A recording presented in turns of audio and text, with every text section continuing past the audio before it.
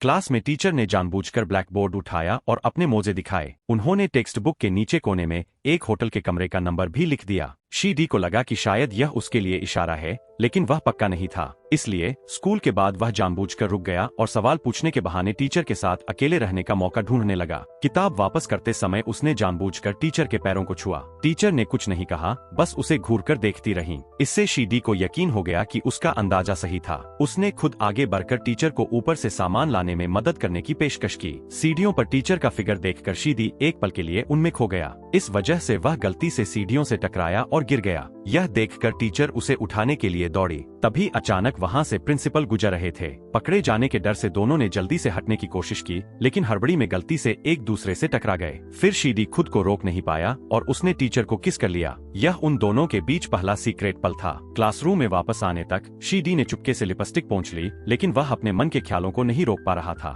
School के पहले दिन से ही टीचर ने उस पर ध्यान दिया था। शीडी अपनी जवानी के जोश में था और अक्सर क्लास में दोस्तों के साथ एडल्ट वाली बातें करता था। क्लास के बाद वह अजीब तरीके से टॉयलेट में चढ़ता था। हालांकि किसी को समझ नहीं आता था कि वह ऐसा क्यों कर रहा है, लेकिन क्लास का माहौल इससे हंसी मजाक वाला बन जाता था और वे सब गम गेम्स भी खेलते थे। क्लास में छात्र एक अजीब खेल खेल रहे थे, जहां चबाई हुई च्युइंग गम एक छात्र से दूसरे छात्र को दी जा रही थी। हर छात्र के इसे चबाने का एक तय समय और नियम था। जब शीडी की बारी आई तो उसने तुरंत उस गम को अपने मुंह में डाल लिया। काफी देर तक चबाने के बाद उसने उसका एक गोला बनाया और बड़ी सटीकता से क्लास में उड़ रही मक्खियों पर निशाना साधा। उन्हें लगा था कि उनकी ये हरकतें गुप्त है और कोई नहीं देख रहा है, लेकिन पोडियम पर खड़ी टीचर यह सब देख रही थीं। जैसे ही छुट्टी की घंटी बजी, सभी छात्र घबराहट में बाहर भाग गए, लेकिन टीचर ने शीडी को वहीं रोक लिया। उन्होंने शीडी को समझाया कि इस तरह दूसरों की चबाई हुई गम चबाने से बीमारियां फैल सकती है और उसे ऐसा करने की सलाह दी। इसके बाद टीचर ने उसे वह छोटी पर्ची निकालने को कहा जो उसने अभी अभी किसी को दी थी और उसे पढ़ने का आदेश दिया। शीडी बुरी तरह घबरा गया। वह डर के मारे उस पर्ची पर लिखा कुछ भी नहीं पढ़ पा रहा था।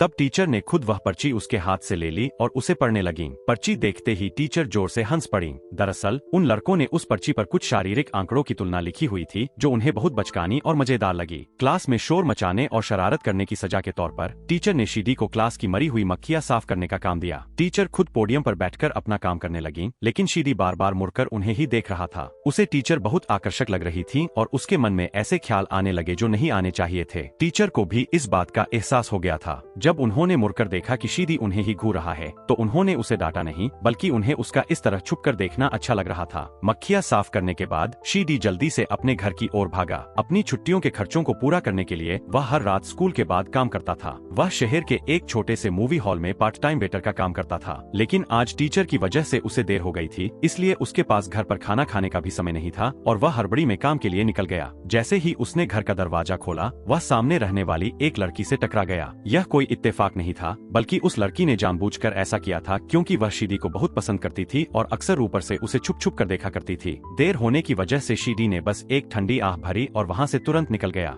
सिनेमा घर पहुंचने में उसे 10 मिनट की देरी हो गई थी और उसने नियमों के अनुसार अपनी टोपी और कपड़े भी नहीं पहनी थी। किस्मत से मैनेजर ने ज्यादा कुछ नहीं कहा, बस थोड़ी सी दान पिलाई और चला गया। जब वह स्नैक्स बेच रहा था, तभी एक शराबी का हाथ कैंडी की तरफ बढ़ा। जब शीडी ने मुड़कर देखा तो वह उसका अपना भाई था, जिसे देखकर वह बहुत खुश हुआ। शीडी का भाई नेवी में था और काफी समय बाद घर लौटा था, इसलिए उसे देखकर शीडी बहुत खुश हुआ। उसने उत्साह में अपने भाई से पूछा कि वह इस बार कितने दिनों के लिए घर आया है, लेकिन भाई जवाब दे पाता उससे पहले ही पीछे से एक महिला टिकट बेचने वाली आ गई। उस महिला ने भाई को आंख मारी और भाई ने भी उसे देखकर मुस्कुरा दिया। यह देखकर शीडी को अपने भाई से जलन होने लगी। उसका भाई लंबा और हैंडसम था, जिसकी वजह से महिलाएं उसकी ओर जल्दी आकर्षित हो जाती थीं। रात को सोने से पहले शीडी ने अपने भाई से उस टिकट वाली महिला के बारे में उसकी राय पूछी। भाई ने मजाक में उसकी बातों को टाल दिया। शीडी भले ही ऊपर से यह दिखाता था कि उसे औरतों में कोई दिलचस्पी नहीं है, लेकिन अंदर ही अंदर वह अपने भाई की तरह जल्दी बड़ा होना चाहता था। महिलाओं के प्रति उसकी इसी जिज्ञासा ने उसे अपनी टीचर की कल्पनाओं में खोए रहने पर मजबूर कर दिया। टीचर के करीब जाने के लिए वह अक्सर पढ़ाई और नॉलेज ऑफ बर्थ जैसे विषयों पर सवाल पूछने का बहाना करता था। जब भी वे बात करते, शीडी बस टीचर के खूबसूरत चेहरे को निहारता रहता। जब टीचर ने उससे पूछा कि क्या उसे कुछ और भी पूछना है, तो वह बस खड़ा रहा। उसकी इन हरकतों ने टीचर के मन में भी जिज्ञासा पैदा कर दी और वह इस नीली वर्दी वाले नौजवान के बारे में सोचने लगी। साफ था कि सवाल पूछना तो बस एक बहाना था। एक दिन जब शीडी डिक्शनरी वापस करने के बहाने टीचर के पास गया, तो वह उन्हें ऊपर से नीचे तक निहार निखारने लगा। उस पल उसके मन में टीचर के लिए पूरी तरह से आकर्षण और चाहत पैदा हो गई। टीचर ने भी मुड़कर उसके चेहरे के हाव भाव देख लिए और समझ गईं कि उसके मन में क्या चल रहा है। एक दूसरे की आंखों में देखकर टीचर समझ गईं कि शीदी के मन में क्या हलचल चल रही है।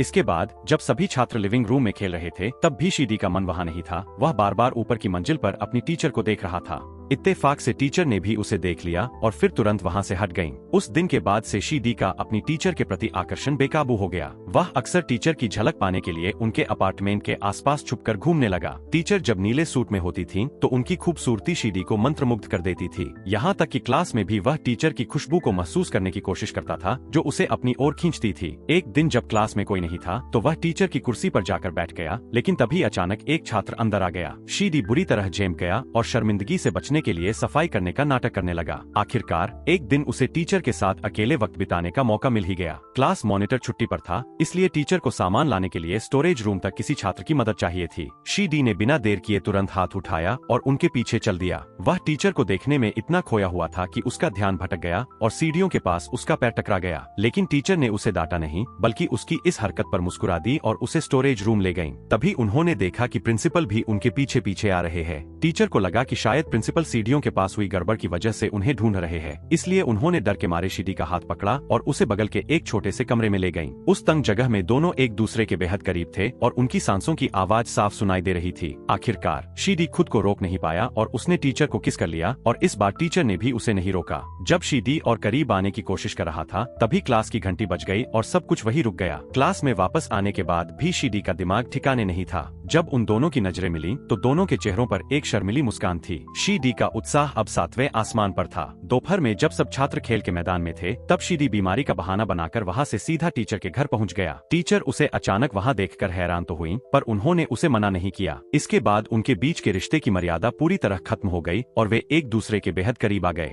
भविष्य में सुरक्षित तरीके से मिलने के लिए टीचर ने उसे समझाया कि वह जल्दबाजी में घर न आए, वरना वह उनके पति से टकरा सकता है। उन्होंने एक संकेत तय किया, अगर घर के नीचे कार खड़ी हो तो इसका मतलब उनके पति घर पर है, लेकिन कहते हैं कि नदी किनारे टहलोगे तो कभी न कभी पैर तो भीगेगा ही। एक दिन जब वे साथ थे, तभी टीचर के पति फ्रैंक अचानक जल्दी घर आ गए। शीदी घबराकर बगल के कमरे में छुप गया। जब वह चुपके से भागने की कोशिश कर रहा था, तो फ्रैंक ने उसे देख लिया। शीदी ने डर के मारे झूठ बोल दिया कि वह टीचर से ट्यूशन पढ़ने आया है। खुशकिस्मती से फ्रैंक ने उसकी बात मान ली और टीचर से कहा कि वे शीदी को प्यार से पढ़ाया करें। अब ट्यूशन के बहाने दोनों और भी बेखौफ हो गए। स्कूल के बाद शीदी अक्सर टीचर के घर जाता और वे घंटों बातें करते। धीरे धीरे उनका रिश्ता और भी गहरा होता गया। एक दिन मूवी हॉल में फ्रैंक का एक बॉक्सिंग मैच था, जिसे देखने पूरा परिवार गया। मैच के रोमांचक मोड़ पर जब फ्रैंक ने प्रोफेशनल बॉक्सर को हरा दिया, तो शीदी इतना उत्साहित हुआ कि उसे रात भर नींद नहीं आई। वह आधी रात को चुपके से टीचर के घर घुस गया। जब वह उनके करीब जाने ही वाला था, तभी फ्रैंक बाथरूम जाने के लिए उठ गया। शीदी डर के मारे वहाँ से भागा और अपने घर आ गया। इतने खतरों के बावजूद शीदी का आकर्षण कम नहीं हुआ। टीचर के जन्मदिन पर उसने खास तौर पर फूलों का एक गुलदस्ता तैयार किया। वह टीचर के आने का इंतजार कर रहा था, लेकिन तभी फ्रैंक वहाँ पहले पहुँच गया। शीदी ने घबराकर फूलों को अपने पीछे छुपा लिया और सावधानी से फ्रैंक की नजरों से बचकर निकलने की कोशिश करने लगा। जब फ्रैंक का ध्यान भटका, तो शीदी ने चुपके से फूलों को गुलदस्ते में रख दिया।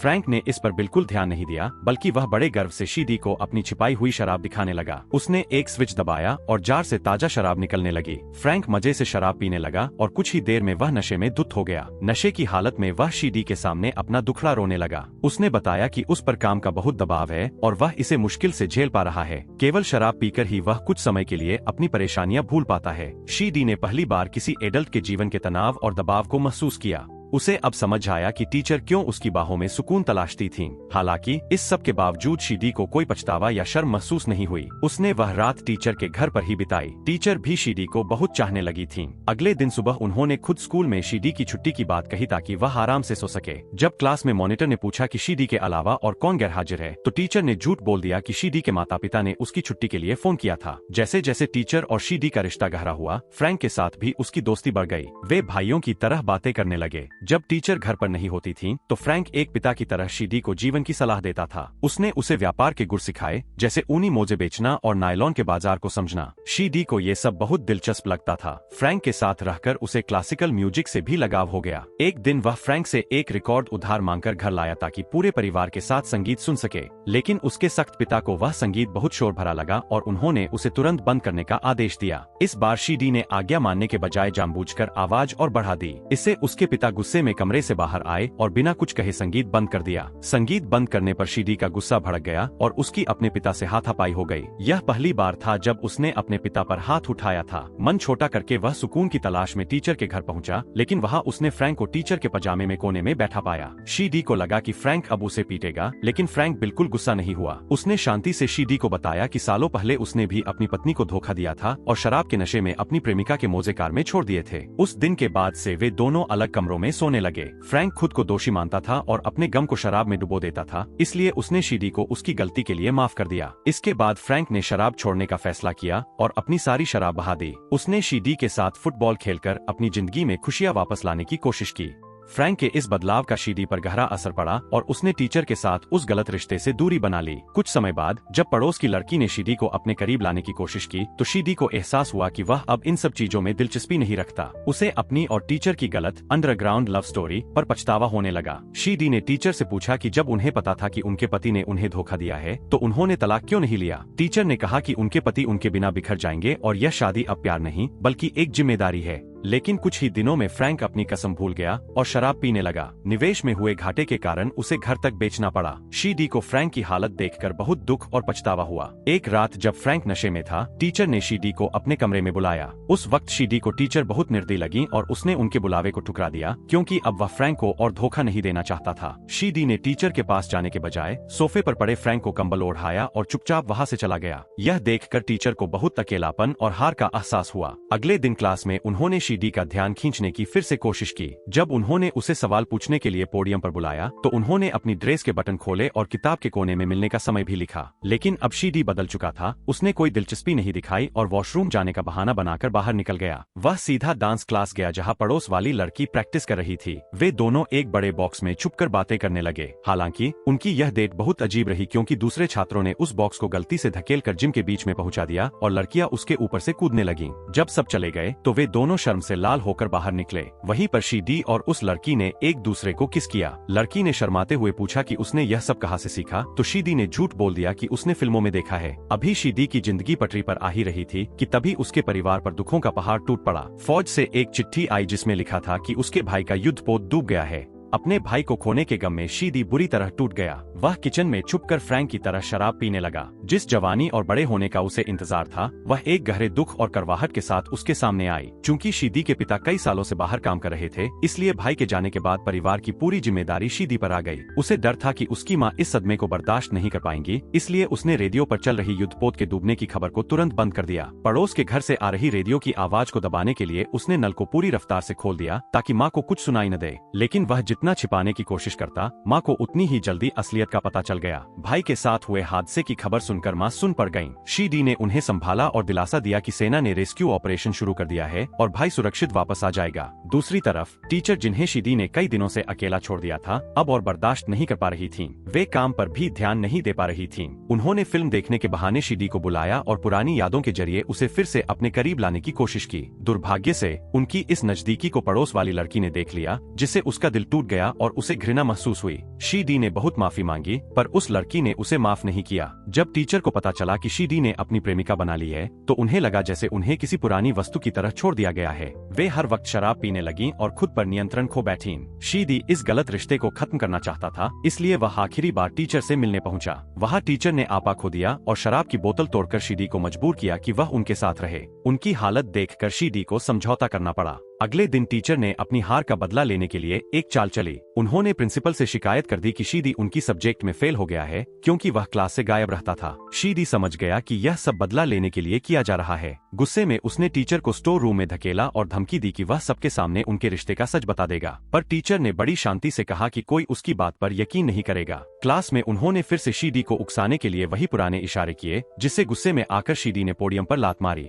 सबकी नजर में गलती शीडी की ही थी। उसे प्रिंसिपल के ऑफिस भेज दिया गया और उसे सजा के तौर पर स्कूल में ही रुकने का आदेश मिला। शीडी सबूत ढूंढने के लिए क्लास में भागा, पर टीचर पहले ही अपनी किताब से लिखे हुए सारे सबूत मिटा चुकी थीं। हारकर शीडी मदद के लिए फ्रैंक के पास पहुंचा ताकि वह गवाही दे सके, लेकिन उसने देखा कि फ्रैंक अभी भी शराब में डूबा हुआ है। फ्रैंक ने शीडी की बात सुनने से मना कर दिया। हालांकि उसे शीडी से हमदर्दी थी, पर वह अपनी पत्नी के खिलाफ नहीं जाना चाहता था, क्योंकि वह अपनी टूटी हुई शादी को बचाए रखना चाहता था। निराश होकर शीडी स्कूल लौट आया और अपनी सजा का इंतजार करने लगा। तभी प्रिंसिपल ने एक और दुखद खबर दी, उसके भाई का बॉडी मिल गया है। इस खबर ने उसके परिवार की रही सी उम्मीद भी खत्म कर दी। उसी समय स्कूल के ऊपर से एक बम्पर प्लान गुजरा, जिससे चारों तरफ भगदड़ मच गई। विमान से गिरे पेट्रोल में एक बच्चे ने आग लगा दी, जिससे खेल का मैदान धू धू कर जलने लगा। मैदान की वह आग शीडी की बिखरी हुई जिंदगी जैसी ही लग रही थी। भाई की मौत के गम में वह पूरा दिन सिनेमा घर में बैठा रहा और उन यादों को याद करता रहा जब वह अपने भाई जैसा बनना चाहता था। मैनेजर के समझाने पर वह भारी मन से घर लौटा। घर पर उसकी माँ अभी भी भाई के पुराने कपड़े सिल रही थी, इस उम्मीद में कि वह वापस आएगा। कुछ समय बाद जब परिवार ट्रेन से वापस जा रहा था, माँ ने शीडी के स्कूल में फेल होने की बात छेड़ी। उन्होंने शीडी को नहीं बल्कि खुद को दोषी माना कि उन्होंने उसे काम पर भेजा, जिससे उसकी पढ़ाई पर असर पड़ा। शीडी ने उन्हें असलियत नहीं बताई और अपना सारा दर्द अकेले सहने का फैसला किया। ट्रेन में उसने पहली बार अपने सख्त पिता का कमजोर और भावुक रूप देखा, जब वे अपने बेटे की याद में शोक गीत गा रहे थे। शीडी अब समझ चुका था कि बड़ा होना उतना रोमांचक नहीं है जितना उसने सोचा था, बल्कि यह तो जिम्मेदारियों और दुखों का बोझ उठाना है।